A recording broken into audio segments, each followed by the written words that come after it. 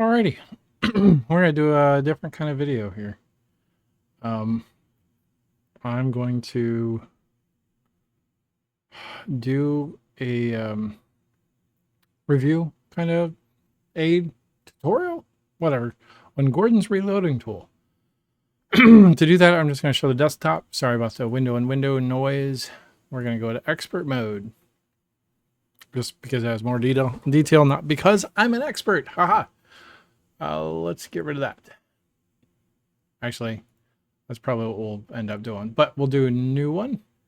We're going to pick our caliber. We'll 6.5 Creedmore. Excuse me. Oh, yeah. Okay. So I happen to have a 18-inch barrel. And it's a heavy as shit rifle. I built it heavy on purpose. It's 23 pounds. Gun weight, 23 pounds. Actually, we'll leave that alone for a second. Come up here, picked a bullet. It is a Hornady 100 grain varmint something. You know what? 264. Let's just come down here to Hornady. Expand Hornady, and then 264 because it's 6.5 Creedmore. And then it's 100 grain varmint tip something. They don't have a VT, so we'll go with AMAX, which is basically the same thing. Or I don't know if it's what's going to matter is the sectional or the G1, whatever. We'll go with ELDM. Yeah, sure. Then we're going to pick our powder. I tend to like IMAR 4064. And they have significant more data on that one. Could use, actually, let's check out Benchmark. Yeah, let's check out Benchmark. I picked Benchmark because the other one here, and there's my naming convention, is ELD VT. It looks like I use the same thing too. ELDM. Okay. So ELD VT 100 for 100 grain, and the powder is 4064. So let's save this one as something similar. It'll be 6.5. Yeah. ELD VT 100 grain Benchmark. Okay, now I can look at the two and just back and forth. 0 grains of powder. All right, well, let's take a guess and say 29 grains of powder. That is not enough. How about 45 grains of powder? Death. 43. 44. Death. 43.5. Just in the death. To be fair, my 22-250 is more up into this level of death. Do your own loads, build up to it, whatever. But I'm just gonna work up to this, and we'll call it 42. Nope, 43. Which gives a little bit of fluff. It'll actually give me what, 43.4. It'll give me 0.3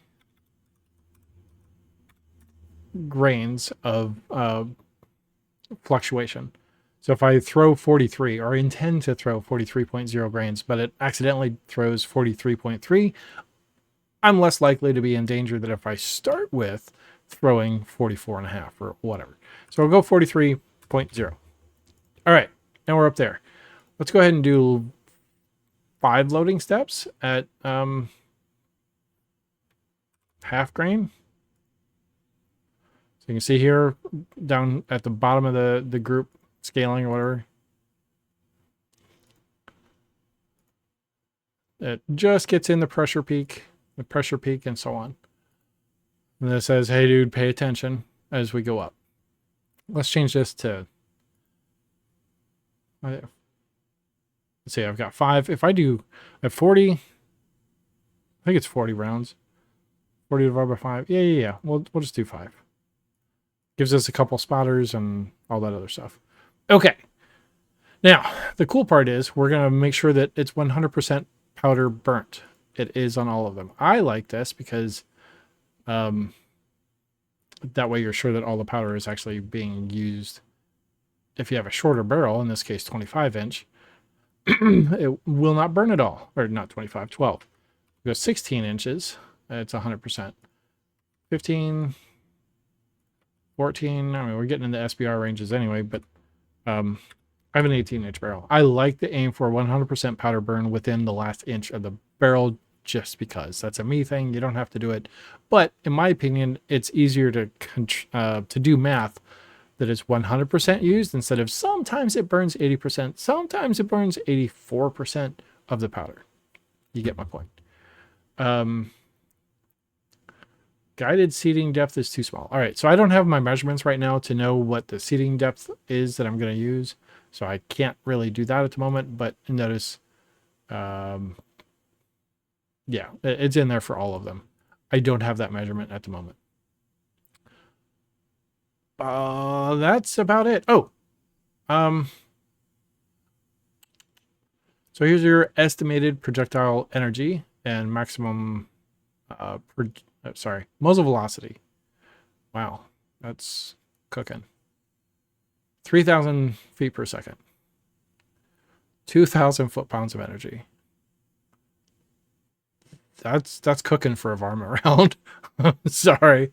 All right. But we're going to feel what? Where's the recoil energy? There it is. Our recoil energy is not calculated at the moment, probably because my gun doesn't weigh anything. Let's say that it weighs 12 pounds. So I'm going to feel 7 foot-pounds of recoil energy. But I happen to have a 23-pound rifle. I feel 4 pounds of recoil. All right, I think that's going to do it for my video demo thing. Again, use your own data, read a book, that sort of thing. But this is just a general overview on how to use it. You can see this is what I'm working up to on same caliber, different bullet and different powder, bigger scales. Actually, so the seating depth is 0.404. Well, let's see what that looks like. 0.404. All right, so that it fixes the one error message, but it also throws all of them way up into the death range for no, 41. Yeah, that works. 41.5. We want one of them up into the death circle, right? Yeah, that puts one of them into the death circle. Yeah, see? All right, so we will save that and call it jolly. Thanks for watching. Be well.